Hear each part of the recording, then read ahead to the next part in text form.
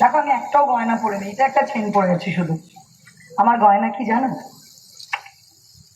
This uniform is my ornament. এর থেকে বড় গয়না হয় না। এটা আমাকে সব দিয়েছে, সব।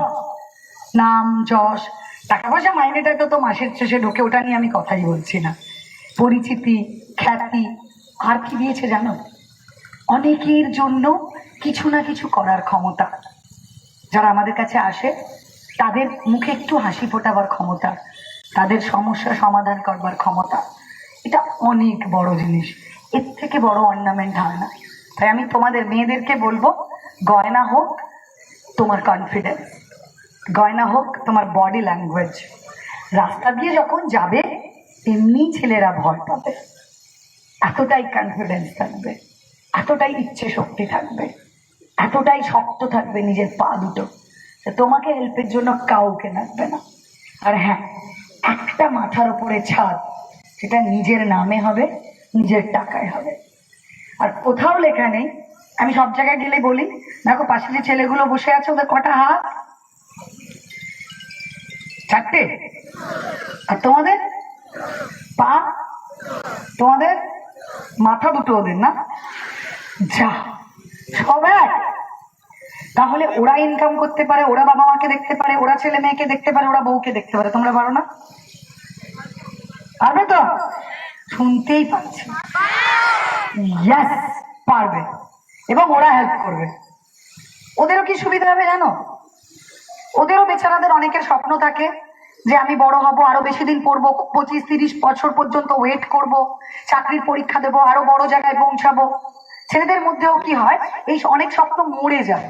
তার কারণ সংসারের চাপে, দায়িত্বের চাপে, বাবা মার দায়িত্ব নিতে হবে এই চাপে, বোনের বিয়ে দিতে হবে এই চাপে, ছেলে মেয়েকে দেখতে হবে, বউকে দেখতে হবে এই চাপে, বেচারারা হয়তো অনেক ছোট চাকরিতে অনেক আগে গিভ আপ করে দেয় বা ছোট চাকরিতে সন্তুষ্ট থাকতে বাধ্য হয়।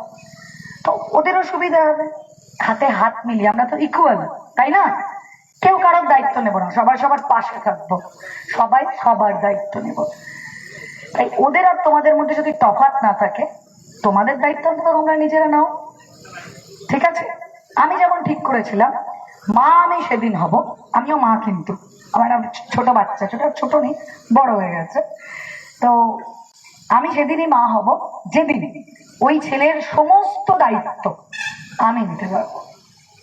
আমি কিন্তু চাকরি পাওয়ার পরে আমার বাচ্চা হয়েছে, আমি কিন্তু সেদিন মা হয়েছি যেদিন ওর জন্মের খরচ, ওর দুধের খরচ, ওর জামার খরচ, ওর চিকিৎসার খরচ, ওর পড়ার খরচ সব আমি আমার টাকায় দিতে পেরেছি, সেদিন হচ্ছে।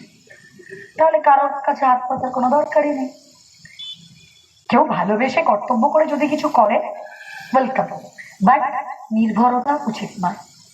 নির্ভর একমাত্র করবে ওপরে ভগবান আর নিচে নিচের দুটো পা, ওটাই একমাত্র নির্ভরতা, আর কোনো নির্ভরতা নেই।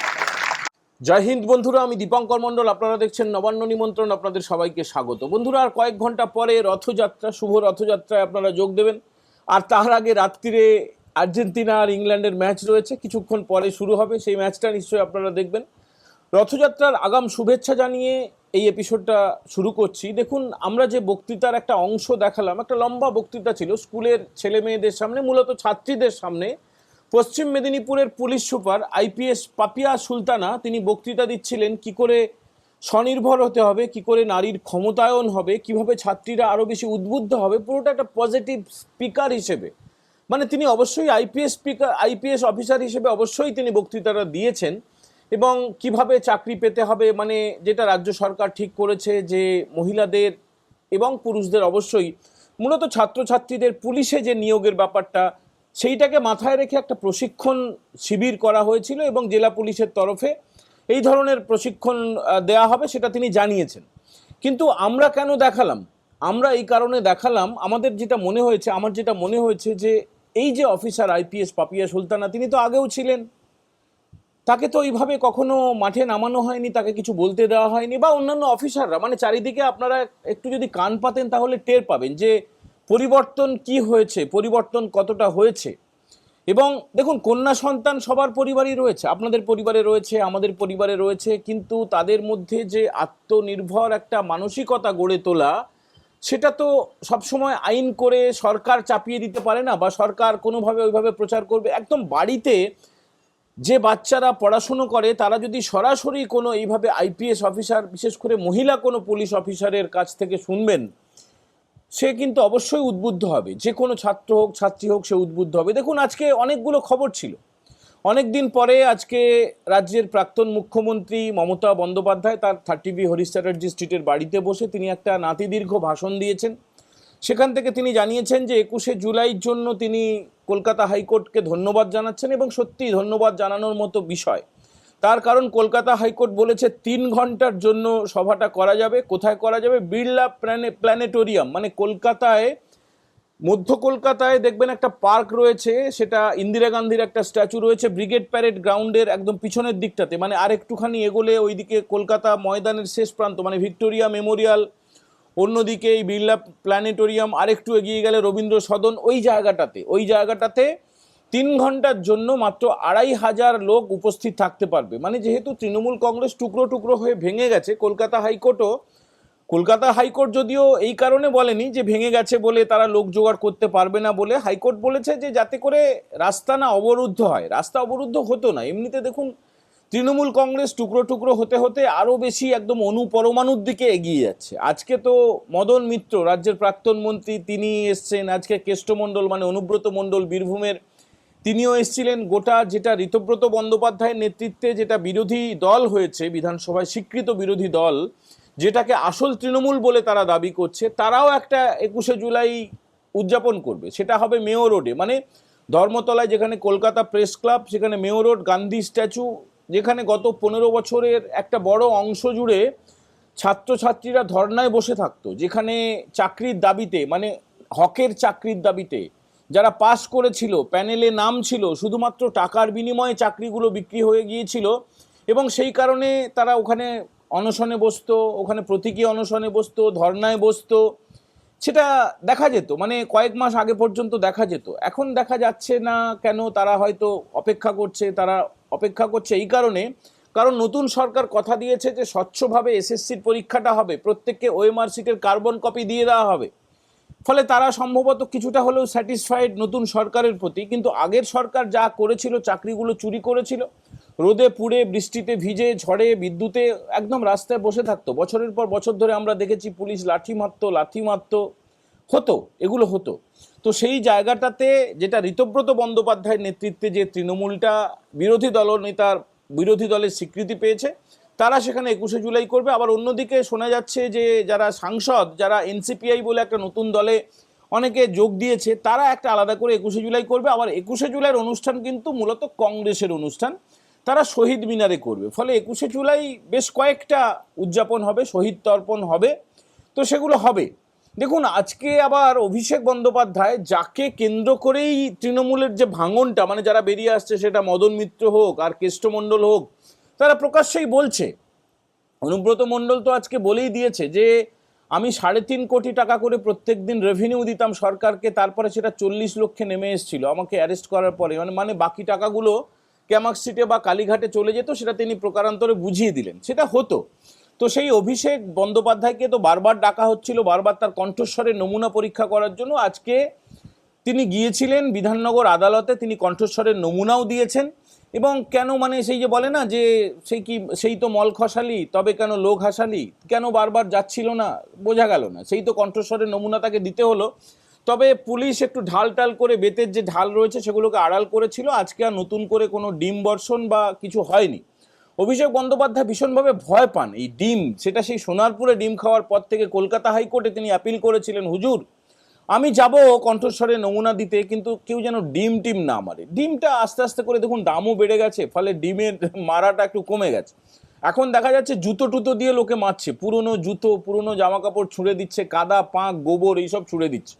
তো বরং ডিম নষ্ট না করাই ভালো। ডিম বর্ষণটাকে আমরা উৎসাহ দেব না, কারণ ডিমটা একটা পুষ্টিকর খাদ্য, সেটা বাড়িতে খান। দামও বেড়ে গেছে, এইভাবে মেরে ওদের ওপরে, অপদার্থদের ওপরে, চোরেদের ওপরে, দুষ্কৃতীদের ওপরে মেরে এইভাবে ডিমটা নষ্ট করার দরকার নেই। তো সেই অভিষেক বন্দ্যোপাধ্যায় গিয়েছিল কলকাতা হাইকোর্টে, সে একটা দাবি করেছে, আপিল করেছে যে আমার উপরে কতগুলো মামলা রয়েছে একটু জানানো হোক, এবং আমাকে একদম পুরোপুরি একটা পূর্ণ সময় রক্ষা কবচ দিয়ে দেওয়া হোক। যেন আমি অ্যারেস্ট না হই। ভাবুন, মানে কোনো গোটা দেশে কোনো রাজ্যের কোনো পুলিশ বা পশ্চিমবঙ্গ পুলিশ বা কলকাতা পুলিশ তাকে যাতে গ্রেপ্তার না করতে পারেন সেই রক্ষা কবচ দেওয়ার জন্য তিনি আবেদন করেছেন, তবে সেটা এখনো দেওয়া হয়নি। এখন আইন আদালতের ব্যাপার, তারা দেবে কি না দেবে সেটা পরের কথা। কিন্তু আমি যেটা বলতে চাইছিলাম যে আজকে অনেকগুলো খবর ছিল যে এই যে তৃণমূলের বিভিন্ন রকমের সব ব্যাপার, অনেক নেতা চলে আসছে, তারা গরম গরম ডায়লগ দিচ্ছে, অনেক বড় বড় কথা বলছে। অনেকে বলছে ইডির থেকে আমি এবিকে বেশি ভয় পেতাম। অনেকে, মানে মদন মিত্র বলেছেন, মদন দা, তিনি বলেছেন যে আমি ইডির থেকে এবিকে বেশি ভয় পেতাম। এবি মানে অভিষেক বন্দ্যোপাধ্যায়। সবার তীর মূলত অভিষেক বন্দ্যোপাধ্যায়ের দিকে, কিন্তু মমতা বন্দ্যোপাধ্যায় তিনি তার কালীঘাটের বাড়িতে বসে একদম পরিষ্কার পুত্র স্নেহ রয়েছে তার, তো তিনি পরিষ্কার বলে দিয়েছেন যে অভিষেক বন্দ্যোপাধ্যায় তার সঙ্গে থাকবে। এবার কেউ থাকতে হলে থাকো, না থাকতে হলে না থাকো। এবং যিনি একটা বড় নাতিদীর্ঘ যেহেতু বক্তৃতা, সেখানে তিনি যা বলার অনেক সময় তিনি ব্যালেন্স হারিয়ে ফেলেন, তার মনের ব্যালেন্স, তার বক্তৃতার ব্যালেন্স, কথাবার্তা এখন অসংলগ্ন হয়ে গেছে। সেটা অনেক দিন ধরেই চলছিল, একদম সেই গত, মনে আছে আপনাদের, অপারেশন সিঁদুর, তারপর থেকে এই মমতা বন্দ্যোপাধ্যায়ের মানসিক যে তার যে কি বলা হয় মানসিক ভারসাম্য, সেটা অনেকটা নষ্ট হয়ে গেছে, অনেকটা নষ্ট হয়ে গেছে। কারণ আমরা দেখেছি যে এই যে অপারেশন সিঁদুর, সেই নামটার বিরোধিতা করা, ভারতীয় সেনার বিরোধিতা করা, এই পশ্চিমবঙ্গ বিধানসভায় প্রধানমন্ত্রীকে চোর বলা, স্বরাষ্ট্রমন্ত্রীকে চোর বলা, বিধানসভায় দাঁড়িয়ে একজন মুখ্যমন্ত্রী বলছেন। এবং তারপর থেকে দেখেছি কারণে অকারণে তিনি খিচিয়ে ওঠেন। এই কিছুদিন আগে তো দেখলাম যে তার দলের সব লোকজনকে কাকে থাপ্পড় মারছে, কাকে ধাক্কা দিচ্ছে, এইসব ব্যাপার। তো তার মানসিক যদি কোনো রকমের অসুস্থতা থাকে, চিকিৎসা করলে সম্ভবত ঠিক হয়ে যাবে। যদি কোনো চিকিৎসক ঠিকঠাকভাবে তাকে ধরেন, মমতা বন্দ্যোপাধ্যায় ঠিক হওয়ার সম্ভাবনা রয়েছে। তো আমাদের যেটা বক্তব্য সেটা হচ্ছে যে এই যে এতগুলো খবর ছিল, অনেকগুলো খবর ছিল, আমরা পাপিয়া সুলতানাকে কেন দেখালাম? আমাদের মনে হয়েছে যে এই ধরনের বক্তৃতা, এই ধরনের পজিটিভ স্পিকারদের কথা, এই ধরনের একটা মোটিভেশন থাকা উচিত। মানে খুব বেশি লোক হয়তো দেখার সুযোগ পাবেন না, আপনারা বিশ্বকাপ দেখবেন, সেমিফাইনাল, তারপরে আগামীকাল রথযাত্রা, বিভিন্ন অনেকে শ্রীক্ষেত্র পুরীতে বেড়াতে চলে গেছেন বা অন্যান্য জায়গায় বেড়াতে গেছেন, পাড়ায় পাড়ায় পবিত্র রথযাত্রা। কিন্তু এগুলো হচ্ছে এভারগ্রিন সাবজেক্ট, মানে আজ থেকে 10 বছর, 20 বছর, 50 বছর পরেও ডিজিটাল একটা কন্টেন্ট মানে কি, সেটা তো থেকে যাবে।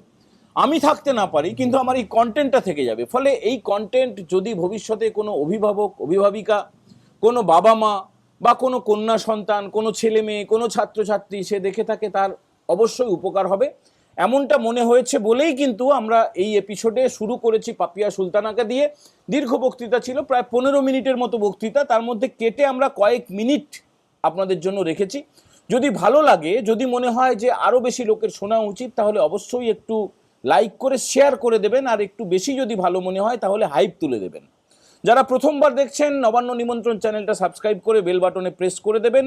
পবিত্র রথযাত্রার শুভেচ্ছা জানিয়ে এখনকার মতো এই এপিসোড আমরা এখানে ইতি করছি। জয় হিন্দ, বন্দে মাতারাম।